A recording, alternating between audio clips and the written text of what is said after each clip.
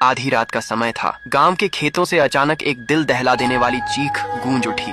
लोग अपने अपने घरों में कांपते हुए छुपने लगे थे। कोई बाहर निकलने की हिम्मत नहीं कर पा रहा था। तभी अंधेरे को चीरते हुए एक बूढ़ा अघोरी तेज कदमों से खेतों की ओर बढ़ रहा था, जैसे उसे पहले से पता हो वहाँ कुछ भयानक होने वाला है। लेकिन जैसे ही वह खेत में पहुंचा, उसकी आंखें फटी की फटी रह गईं और अगले ही पल उसकी चीख पूरे गांव में गूंज उठी। वह लाश किसी और की नहीं बल्कि उसके पोते की होती है। सालों पहले रायस्टार अपने अघोरी दादा के साथ रहता था। एक दिन अघोरी अपने पोते को मेले में घुमाने ले गया था। अचानक रायस्टार कहीं गुम हो जाता है। अघोरी उसे बहुत जगह ढूंढता है, लेकिन वह कहीं नहीं मिलता और अब मिला भी तो इस हालत में। अघोरी अपनी शक्ति से बीते हुए दृश्य को देखता है। पीछे का रहस्य देखकर उसके होश उड़ जाते हैं। अब वह आत्मा टुंग टुंग में समा चुकी थी। फिर से एक बार गांव के लोगों की खुशियां खत्म हो जाती हैं। अब हर दिन गांव के खेतों में एक कटी हुई लाश मिलने लगती है। गांव के लोगों में इतना डर बैठ चुका था कि वे अपने घरों को चारों ओर से लोहे की जंजीरों से बांध देते हैं। उसी रात गांव में गहरा सन्नाटा छाया हुआ था। लोगों का नामो निशान नहीं था।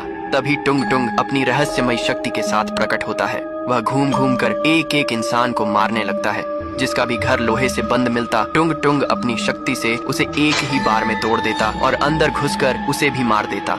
सुबह सबकी लाशें खेतों के बीच पड़ी मिलती। अब हर रात टुंग टुंग की आत्मा गांव में प्रकट होती और एक एक करके लोगों को खत्म कर देती।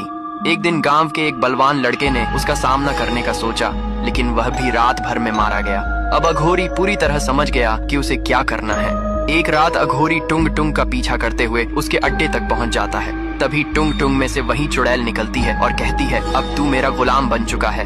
टुंग टुंग कहता है, मुझे छोड़ दो, कब तक मुझे और मेरे गांव वालों को परेशान करोगी। अघोरी यह देखकर तुरंत तीर निकालता है और चुड़ैल पर हमला करता है। अघोरी का तीर लगते ही चुड़ैल गिर जाती है। बाबा जल्दी जल्दी उसकी आत्मा को एक फूल में कैद कर देते हैं और उसे गांव के सूखे पेड़ के नीचे रख देते हैं।